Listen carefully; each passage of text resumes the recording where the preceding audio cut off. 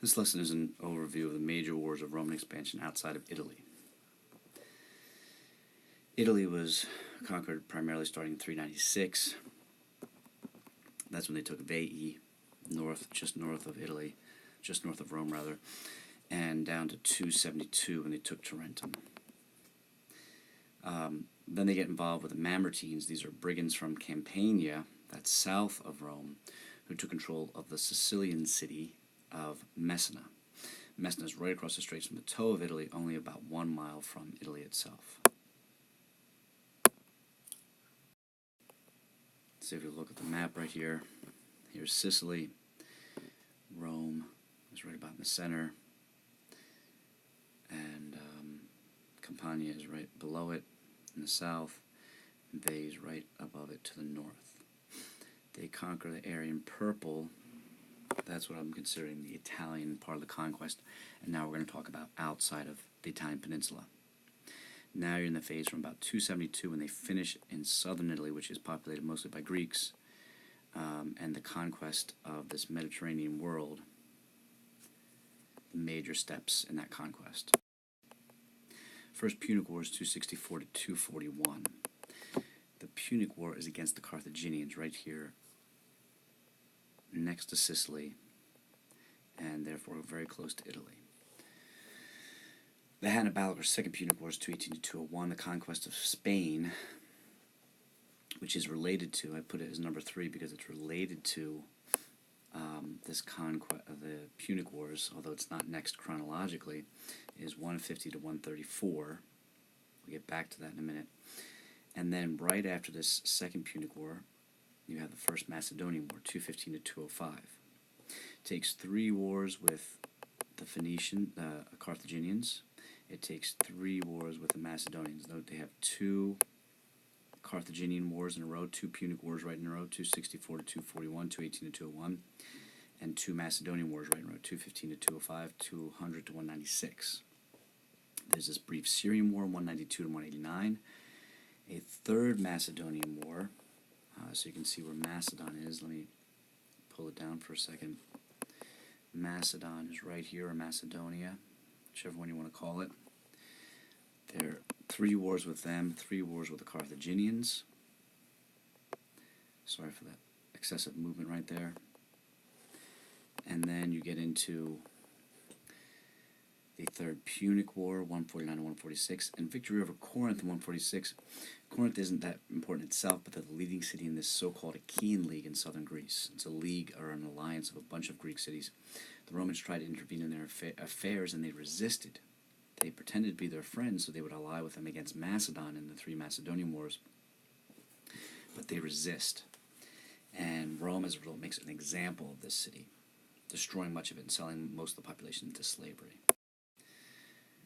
That's 146. Now that's around the time, maybe it'd be clearer and more efficient if I did move the Spain conquest down here. That's around the same time that they begin the conquest of the rest of Spain. In the Punic Wars, they were partly fighting about access to Spain. That's why I included it up here. So you could kind of think about that in your mind, that Spain first gets opened up to Rome with these Punic Wars, and then they undertake a greater, more significant conquest of northern Spain, starting in 150 and finishing in 134. Names to remember: Publius Cornelius Scipio Aemilianus, who shows up here twice. And then at the end you have this Sulla sacks Athens in 86. Again, Athens isn't particularly important by itself, but it's been an important city in the history, so it's notable to mention. That was the overview. Here's more of the details. First Punic War. That's when you start to get really involved outside of Italy itself. Note, here's Rome, here's Carthage, founded as a Phoenician colony. The Phoenicians are all the way back in what is now modern Lebanon, off this map. Here's where Greece is, and you can see Corinth here, which will come up shortly. You can see that this Carthaginians have a large interest in southern Spain. It's rich in natural resources, metals, agricultural items. The coasts are good for fishing, relatively good, at least for the Mediterranean. The Second Punic War is 218 to 201. This is the Hannibalic War because of the famous general Hannibal is the main Carthaginian general, and he devastates the Roman army over and over and over again. First Punic War is because the Romans are getting involved in southern Italy and Sicily around that time. So you have largely a war that's focused on the proximity of Carthage and Rome, not to mention their mutual interest in Sicily. For example, Carthage at that time controls most of Sicily. But generally speaking, they come into conflict in the First Punic War because they're two growing powers coming to their height right around the same time. The name that you should know is Hamilcar Barca. That is that's the father of Hannibal, the famous general for which the Second War is named. He starts going especially into Spain. After the First Punic War, the Carthaginians need to find new territory to dominate because Sicily is taken out of their sphere of influence, for example. Now they're looking into Spain, and they find a great area to use their natural resources. Around 237, Hamilcar Barca starts getting the Carthaginians involved in Spain. His son assumes power there in 229, and he attacks Saguntum in 218. That's a city that Rome claimed was under its protection, and the Romans almost did this maybe to bait other cities or other empires or whoever into attacking them. They have this city that they can say is under their control, or under its protection rather, and now Rome has an excuse to get involved in Spain, and Rome has an excuse to get involved with Carthage. Hannibal attacks Saguntum, even though it's allegedly under Roman control, and then he marches onto Rome. He crosses the Alps. He crosses the Alps with elephants. He crosses the Alps in hostile territory through the snow with a large army walking on trails that sometimes are 1 man wide. He gets elephants across these trails or around these trails. He's attacked while he crosses them, but nonetheless he gets across them. It's one of the most exciting military feats accomplished by human beings. Then at the Trebia River in the Po Valley, that's north of Roman territory really at this point, he basically annihilates the Roman army. He's only got about 26,000 troops. That's a similar number to the amount that Alexander the Great had, by the way. He does get some Gauls or Celts, they're the same thing, to join him along the way. But Rome has about 500,000 people that it could muster, and Rome controls the sea at this point. So Hannibal is outnumbered in total amount of resources. Rome doesn't send a 500,000 person army at one point at this first battle at the Trebia River, but they can muster 500,000, one army after another. Hannibal has his 26,000 troops, and that's it. Rome can keep, even if Hannibal destroys one whole army, Rome can keep sending army after army after army. It's as if the Romans have unlimited manpower compared to Hannibal. Next, he goes down the Apennines. The Apennines are in the middle of Italy. You can see it labeled on this map right here, the Apennines Mountains. He crosses the Alps, which are up here. He goes from Spain. You can see his route traced in red right here. Crosses the Apennines and invades Etruria, that's north of Roman territory, the heartland of Rome, the city of Rome itself, in 217. He destroys another army at Lake Trasimene in Etruria. So he's annihilated 2 Roman armies. The next consul that's set out to meet and try to deal with Hannibal is the famous, because of this, his tactics, the famous Quintus Fabius Maximus, known as the Delayer, Cunctator. Quintus Fabius Maximus Cunctator, Quintus Fabius the Great Delayer. Hence the modern term Fabian tactics, which is still used today when you're just delaying or keeping someone, you're not really engaging, you're just delaying them from doing any more damage. His new tactic is merely harassing Hannibal's forces, keeping them at bay, keeping them from doing as little damage to the local area as possible. It's brilliant, but not popular at Rome because they just want all-out duel to the death. In 216, there's a new consul elected, 2 new consuls. They march out with an army of around 80,000 people against Hannibal's 26,000, meet Hannibal at Cannae in Apulia, okay, that's in the south and the east. It's part of Magna Graecia, that's southern Italy, and the Romans are again devastated. At this point, some Roman allies change sides. The Samnites down south, for example, are now on Hannibal's side. Capua and Campania, just south of Rome, is on Hannibal's side. Syracuse and Sicily takes the side of the Carthaginians and Hannibal, because 3 armies have come out and Hannibal has beat them. He's been outnumbered and he's still beat them. In 212 BC, Hannibal captures Tarentum, again in the very south of Italy, in the instep, if you will, if Italy's a boot. So the Romans avoid Hannibal, but they do punish the traitors, their former allies in the Italian peninsula. They attack Syracuse in 213. In 211, they attack Capua. They execute leading citizens and sell the rest into slavery. They're harsh tactics that they use on Corinth, for example, I mentioned earlier. It's later, but it's still relevant. That's how the Romans operate. In 209, Tarentum, that's a southern Italy city of Greeks. They enslave the inhabitants there. And Hannibal's now confined to Bruttium in the southern toe of Italy, right across from Sicily.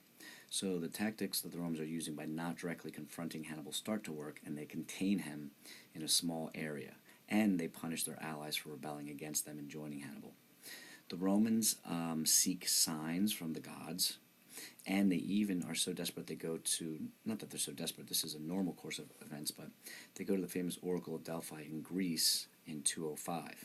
Delphi says to bring the cult of the Magna Mater to Rome from Asia Minor. This is a pretty wacko cult. It involves, for example, self-castrated priests, ecstatic rites.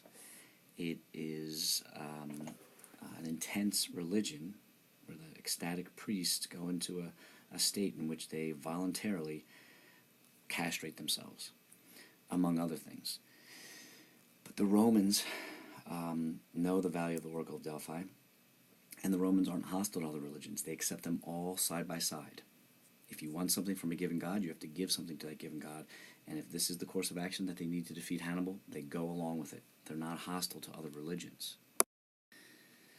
Romans perhaps were a little bit dubious of this new religion, but they did it anyway. And it takes hold. There are people that join this cult.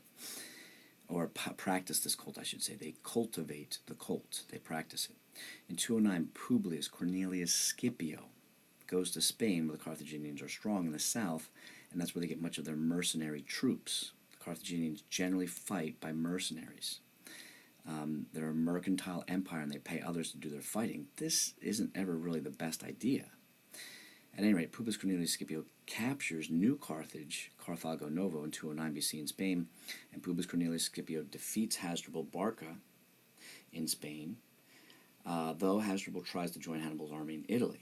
Publius Cornelius Scipio has great success against the Carthaginians. It's really the genius of Hannibal that's made this Carthaginians so successful at this point. He gets to Italy, but is beaten in 207 at the Taurus River on the Adriatic coast of Italy, and so there's no relief for Hannibal. Hasdrubal tries to get to Italy. He does get to Italy, but he's defeated, and he can't join Hannibal to help him or resupply him or increase the size of his army. In 205, Publius Cornelius Scipio makes the brilliant idea of invading Africa and defeats the Carthaginians at their home with the help of local Africans, the Numidians, who had traditionally been Carthage's allies. They sail right to Carthage and defeat them at their city itself.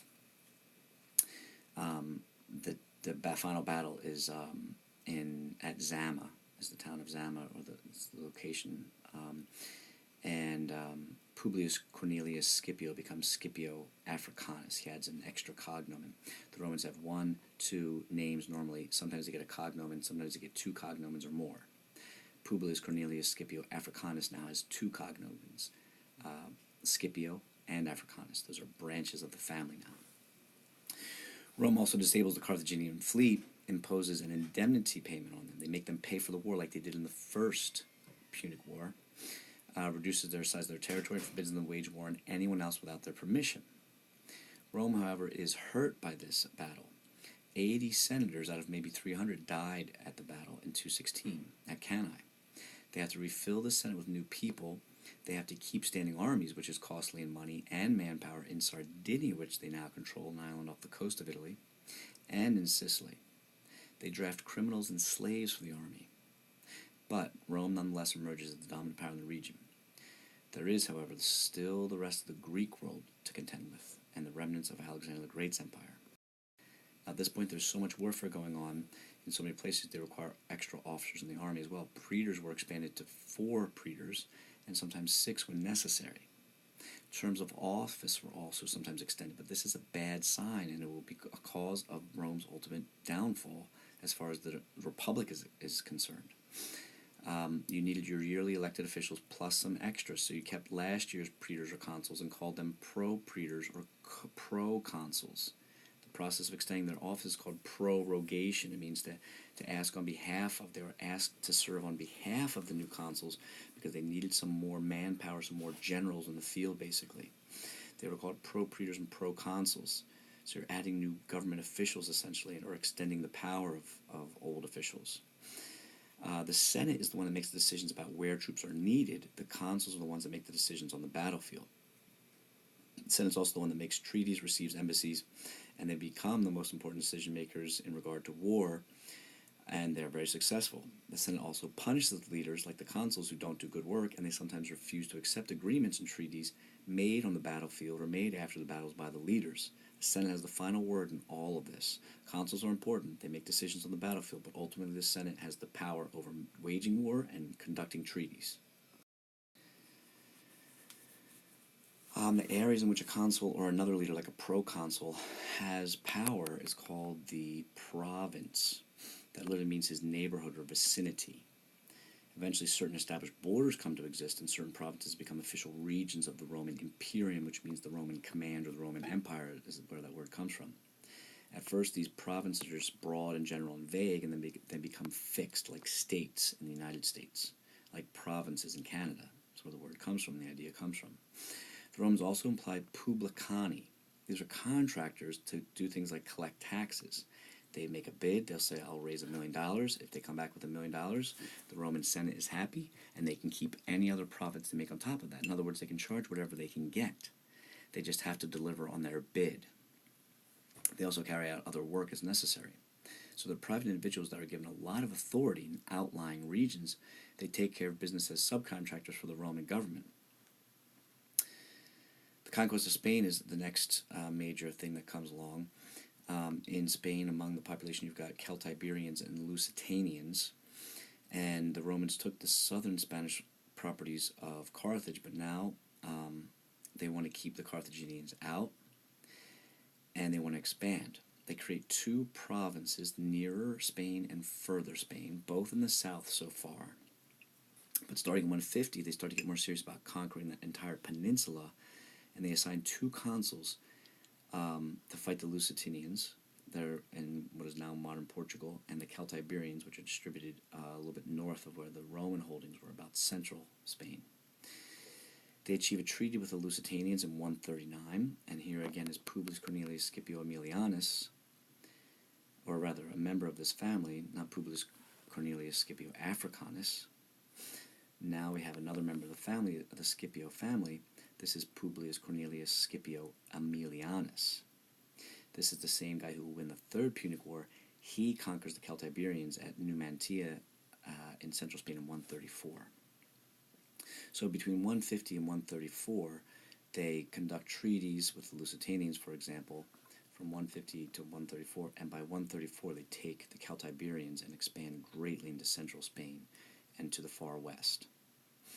You've got Publius Cornelius Scipio Africanus winning the Second Punic War. You've got Publius Cornelius Scipio Aemilianus conquering the Celtiberians. You're going to see the Scipio family and this guy again. Next they move into the Balkans. Look what I'm talking about. Here's where Rome is, and they're going to move into Macedon, Epirus, Thessaly, and get involved in Greece. All of this area controlled by Macedonian kingdoms vying for supremacy, and Rome's going to come in and pick them off one by one. The Macedonians are the first target. This is ruled by a dynasty known as the Antigonids or the Antigonidi. Another one is the Seleucid Empire. The Seleucids are more inland Asia, around what modern Syria is, kind of off this map.